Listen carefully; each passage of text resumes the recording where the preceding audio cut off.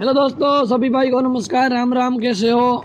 और सब कच्छ गुजरात चैनल पे आपका हार्दिक स्वागत है एक और वीडियो के साथ। इस घोड़ी की बात करें तो इस घोड़ी का नाम है मेघल। प्योर सिंधी नस्ल की घोड़ी है। और ऑनर की बात करें तो दशरथ भाई आहिर, कड़ौल, कच्छ।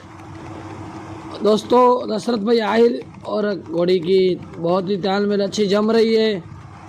काफ़ी अच्छी चलने वाली घोड़ी है, चालबाज घोड़ी है। आने वाली रेस में भी ये घोड़ी पार्टिसिपेट करेगी। बहुत ही अच्छी घोड़ी है दोस्तों, सुंदर मजानी, चलने में भी बहुत है।